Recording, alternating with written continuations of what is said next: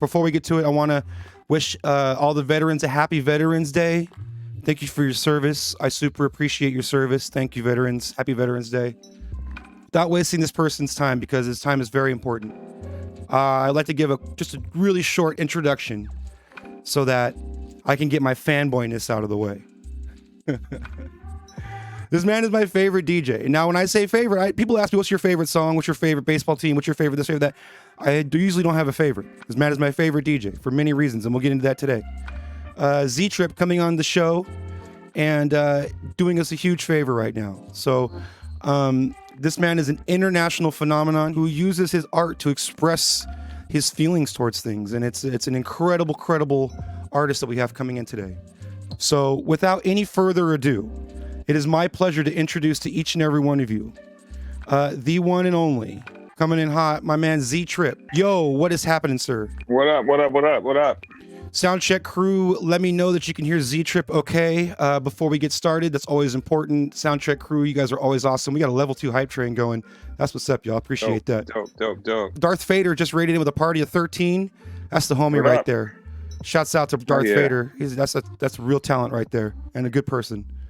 Big up Aiden Scott, just raided in with a party of 42. We got quite the room, ladies and gentlemen. Nice, man. Welcome everybody. Welcome to the 916 Junglist chat.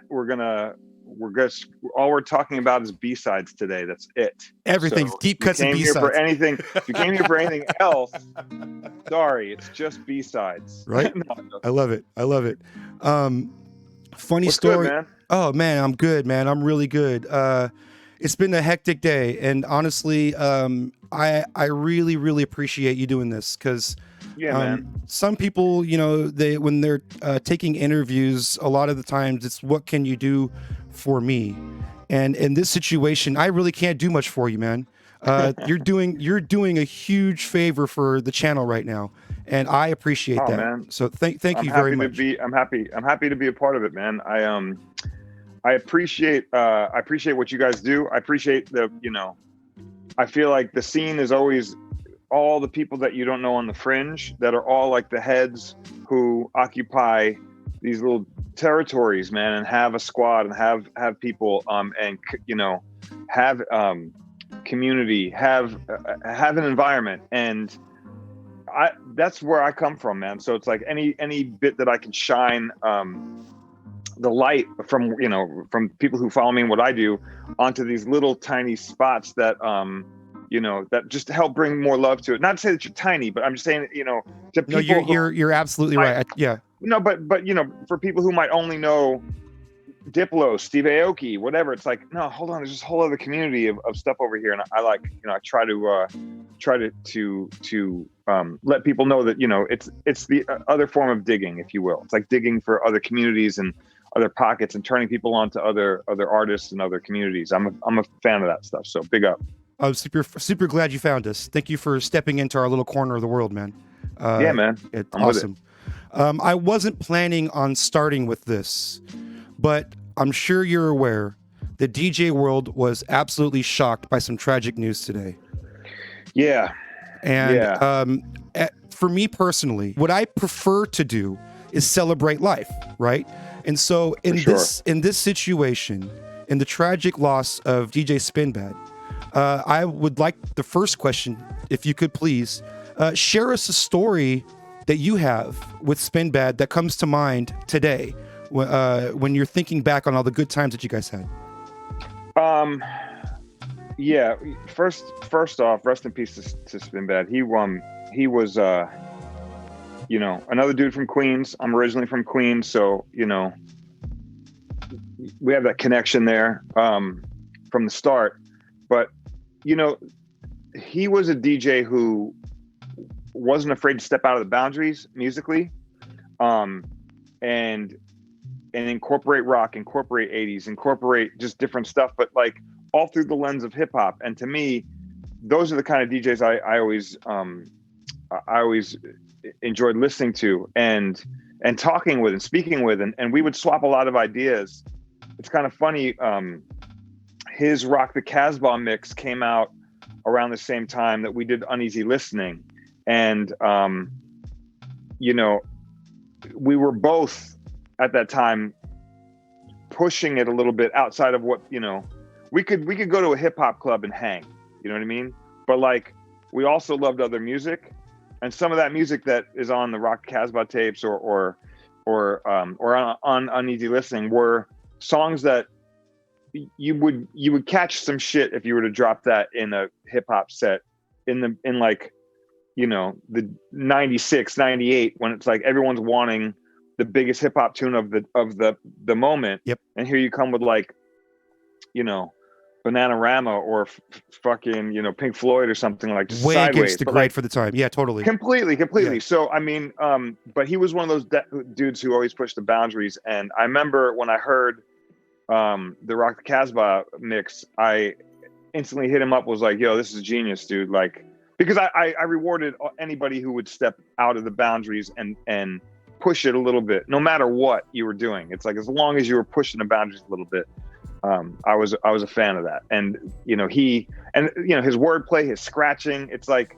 and the thing is, you know what I love about that kind of shit? It's the same thing that applies to what we were doing with Uneasy Listening and just mashups in general or whatever, is if you can make it so dope with like the cheesiest, corniest music, but like make it so dope, like so bulletproof dope that like a b-boy, like the most hard rock b-boy, even this cat is like, I fuck with it. Yeah. You know what I mean? Like that was the goal. That was the goal. If you could get that dude who was like, fuck everything, but like fucking stupid shit, it's cool though. You know what I mean? Like that was what we were going for. It's like, how do you make the most hard rock b-boy hip hop head who was like, fuck everything but Wu-Tang. How do you make that guy go, I fuck with it? And it was like, you know, cause of the cuts, cause of the blends, cause of the chop ups, you know what I mean? So to me, rest in peace, Spinbad. He was one of those cats who you know, who sprinkled the right amount of hip hop in there to keep it anchored in what we love. And so, you know, it's tough, man. You know, I came across a picture of the last time I saw him, which was with Russell Peters. You know, him and Starting From Scratch would go out with Russell Peters, and they would. Yep. Russell would have two DJs set up on stage, and they would go back and forth. And there's the famous YouTube clip that's been going around for years when he says when he's making fun of DJs that just stand there with their hands up. Yeah, of course. So I was just texting with Russell as well. He's obviously, you know, he's fucked up about it. We all are, man. I mean, this was a cat who, you know, he was young and just kind of gone too soon, and also a little unsung in the bigger picture. Like the hip hop heads, the DJs know about him, but Legend. People outside of him, outside of this culture and this bubble may or may not know how important of a role he played and how dope he was, you know. Yep. So just big up Spinbad and yeah, man, his whole squad. Yeah, man. Appreciate you. Thank you for doing that. Absolutely an incredible talent. Knew how to take it to that next level. And like you said, maybe opened up the minds of some knuckleheads out there. And even influenced a lot of DJs to maybe break out of their knucklehead mentality and try to explore into different directions with their musical taste. Yeah, man. And on top of that, you know, pushing DJs to be creative with their expression and be more of an artist than a medium, you know. And I think that's really important in what we're doing. Yeah, man. Let's throw some really quick, man. Throw some hearts up in the chat for Spinbad really quick, man. Just put some love out into the universe for him and his family and everybody, man. Just one time. Send them out, crew, right now. Hearts in the chat for Spinbad. Show your love right now for an absolutely incredible talent. Throw the hearts out, everybody. Everybody in the chat. Hearts up. Big up, y'all. Word. Thank you. Thanks, man. Cool. Let's dive in, man. I know there's probably a million things to chop it up about. There's a lot going on in the world, a lot going on in the DJ community. I got questions for you guys. You know what I mean? So I love it. I'm down to chop it up. So first thing I want to do is kind of set the grounds of what this interview is going to be for those that are watching. I really don't want to hang out in the boomer stories for too long, is what it's been known to be called. The back in my day stories. Yeah. And I'd rather not hang out too long in the ZTRIP origin story. Sure, man. Because I feel like those are kind of canned responses that you've answered plenty of times. And let's get into some different shit, man. I'd love to talk about. I'd love to talk about different things, man. There's so much to talk about, and I actually appreciate it. I feel like I have way more interesting conversations when we're able to sort of go off the standard issue. And by the way, like Google, go to YouTube. All that shit's out there. It's all out there, right? Out there. So, let's do it. first, super important question: favorite breakfast burrito, bacon, ham, or chorizo? Oh, it's tough, man, because here's the deal. Like, if the bacon is done right, it supersedes everything. But if it's just kind of shit bacon, then chorizo. But also, if the chorizo's dope, that supersedes everything on top of that. And if the chorizo's whack, then, then I'm like a turkey sausage dude, probably. You know what I mean? I just default to like turkey sausage. So bacon being dope, would that be the crispier side of bacon in a burrito? Well, crispy's good, but like well done. Like there's a heart, like, and here's the other thing too. Like I don't eat meat super heavy anymore, but I will fuck with bacon, and I'll definitely fuck with chorizo. Like if chorizo's good, if it's like just good ingredients, that just, again, like you just take the L and you eat the chorizo and you love it, and like you pay for it later. You know California, we're hard pressed to find bad chorizo, but it is out there. Yeah. Thank you for coming down with answering the tough questions today. I appreciate that. Yeah, man. So getting into this is great. So moving right along, one thing that is a hot topic with DJs, and we can go on this for a while. I wanted to start off on this early. Technology and DJing is always a tough subject. Me personally, I was one of the knuckleheads that maybe stuck around with vinyl longer than I should have, but have since come to terms with digital formats and things like that. And now we're faced with a new shift in technology when it comes to DJs pivoting into streaming and things like that.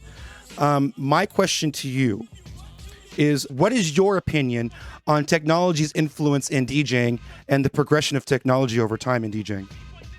I'm a fan of it. I'm a fan of progressive technology. I'm a fan of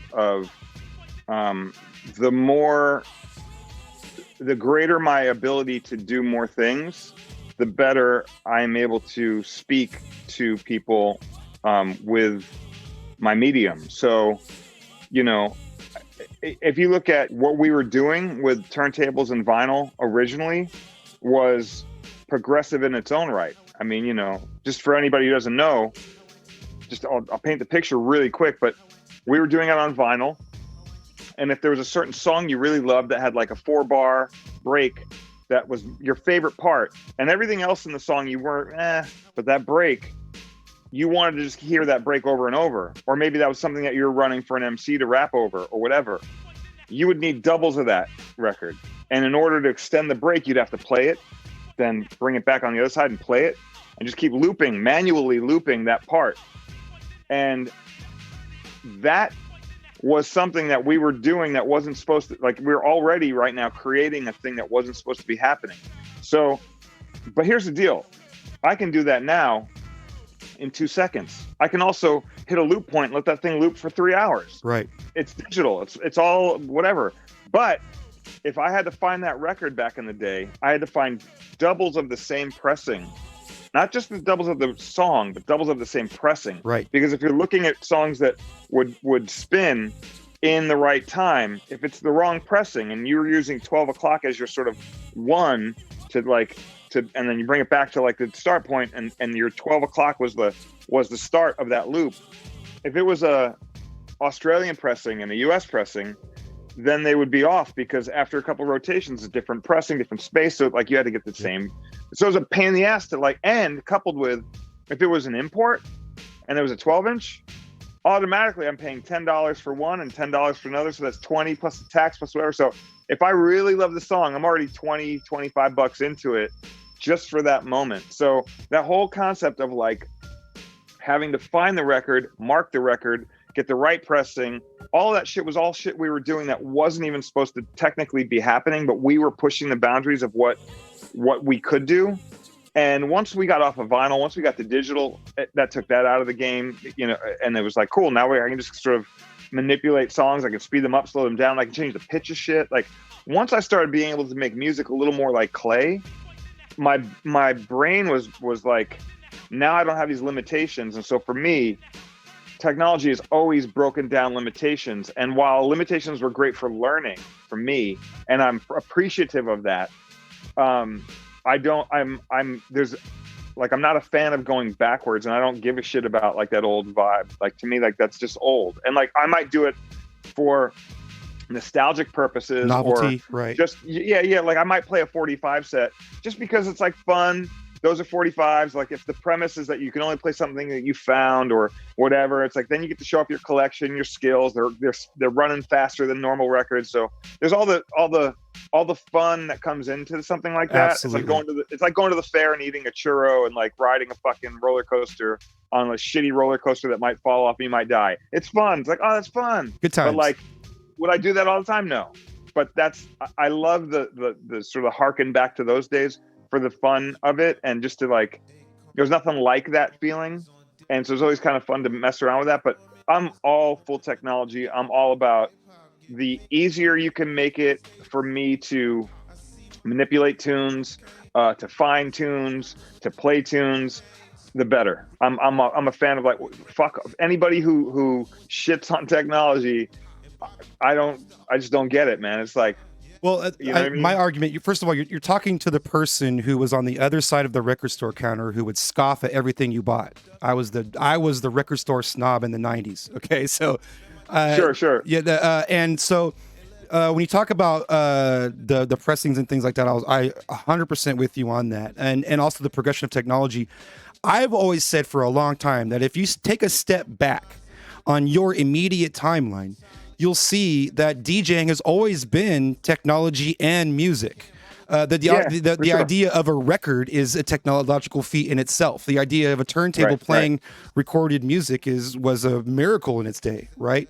For sure. And it changed the music industry from being predominantly sheet music to recorded music, right? And so the progression of technology has always been there. And so, like, for somebody to kind of camp out in a technological era for nostalgic sake is totally fine with me. But for someone to camp out in a certain era and say everything else sucks is kind of backwards to me personally. So. Yeah. I don't, to be honest, man, I feel like the way I've always approached DJing and music in general is music is timeless and classic and doesn't really have a time stamp on it.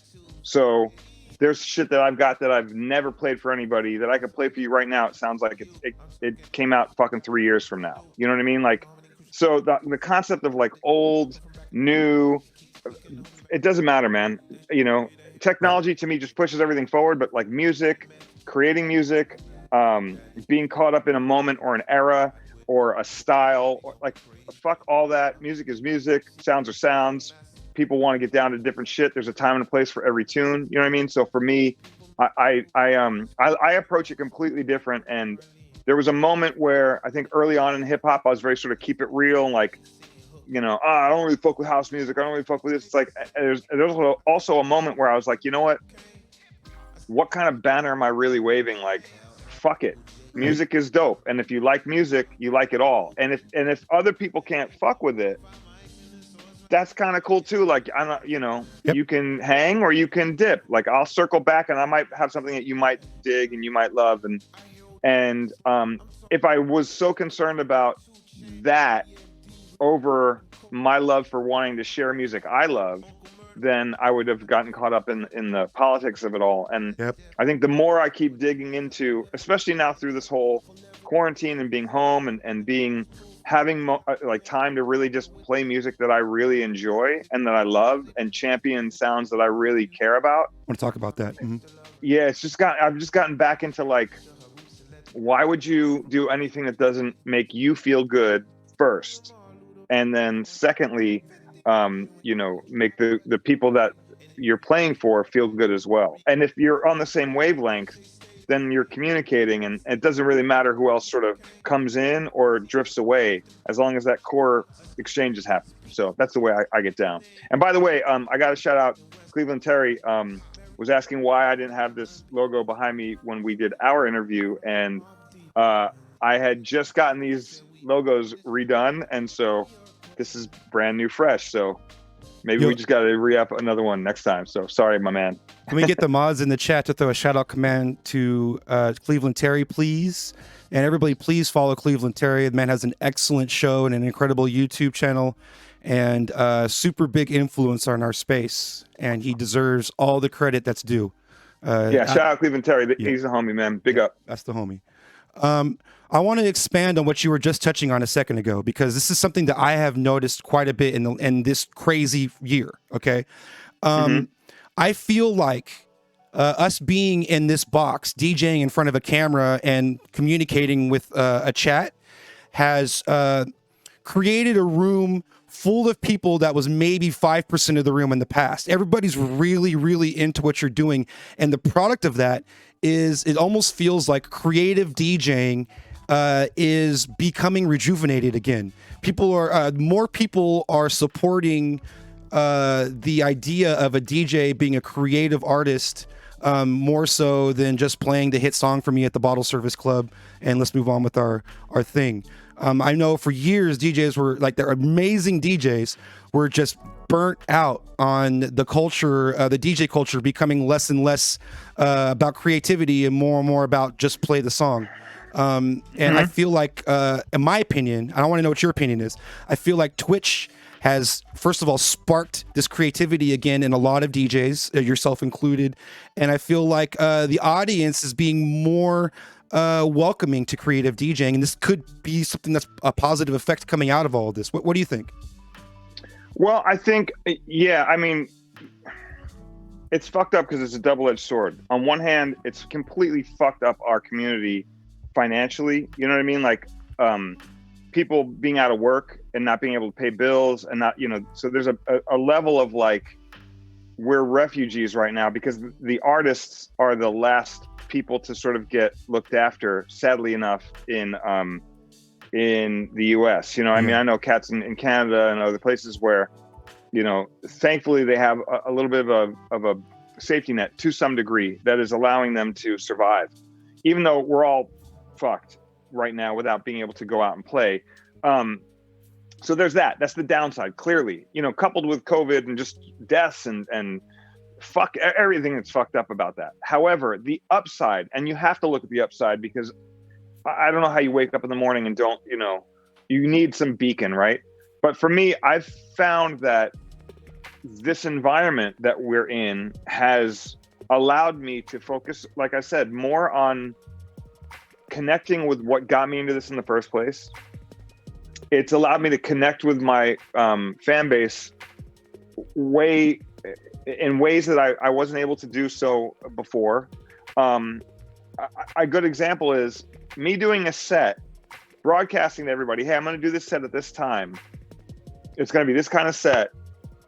And people from Shanghai, Brazil, Australia, can tune in, UK, whatever. And they're all there in real time with everybody in the States, and everyone's watching this show in real time. So if you're a huge fan of mine, you can see the show, you can interact with people all across the world, and my fan base is all connected for that moment in a way that I wasn't able to do in the past, where it's like I might have a new set or a new album or a new thing, and I would go and tour it, and by the time I got to Australia, like the album had been out for like 3 months, you know what I mean? And they finally get to see the show. But also at the same time, like, that's 3 months of the show being evolved. So they got to see a better show than maybe the people in the US who saw the first incarnation of the show, because I was still working it out. So like, there's all these levels of fans not getting the same shake at what I do. And now they can. And not only that, but they can see it.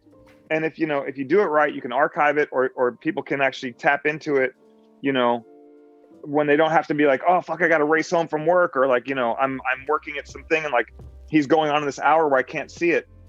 All this stuff to me has allowed people to actually engage a little bit more.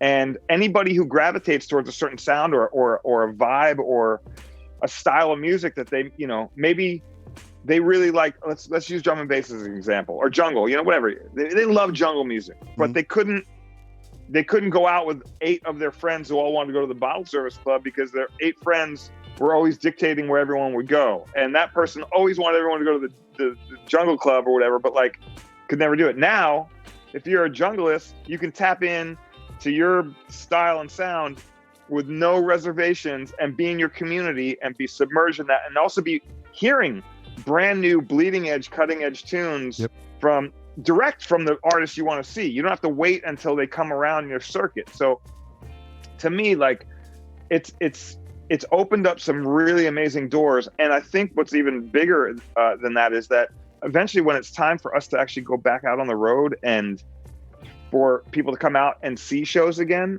I feel like this new level of like, you can't go and do what you did before. Right. You just can't do that set. That set doesn't exist. That environment doesn't exist. And thank God, because I feel like the pure spots, the spots that were really dope, will always be. Right. But I felt like a lot of the spots were leaning on things that didn't matter for me as a DJ and the music. It's about the music, and maybe it spot. increases the bottom line at the bar and other things that are important to them. Always does. Right. And so that stuff became sort of paramount to a lot of clubs more so than venues, I think. But nonetheless, it's like, you know, I feel like the new fans that I've made off of this environment, when I go back out, when they see me play, they're gonna want me to do more of me, which I want to do anyway. So this sort of reinforced and it sort of recalibrated everything. I feel like this is a great leveler in a sense. And I'll even add a caveat to that, which is I feel like because we're in an environment now where people are paying attention and watching, I noticed this in doing the Insomniac shows. I was up there DJing on vinyl, you know, playing records, and people were losing their mind because they were like, what is this guy? What is this? What are these things? What's he doing? What is that, the new CDJs? What the fuck is going on? Like it was brand new to them. And you got to understand, like, if you went to EDC and you maybe only liked house music, you might only go to the one stage where they only played house music, and that's where you would live. Meanwhile, there's 4 or 5 other stages that are popping off with all this great music. It's hard to feel. It's hard to cut you off, but to your point, it's hard for me to realize that next year somebody who was 21 was born in the year 2000, and you know what I mean. So yeah. Oh, that's a mind fucking in and of itself. But the concept of you lock into what you like and you only go there, kind of like your feed or whatever. Like you're not exposed to anything, but all of a sudden. So you would go to the club, or sorry, the venue or whatever, and you might see these DJs, but you're also in this environment where you're talking to people, you're interacting, and there's a lot of pyro and flashy lights and all sorts of cool, you know, there's all this, you're inundated with show, but the physical thing that the DJ is doing is completely missed because there's no way for you to pick up on that. You're picking up on everything that's built around it.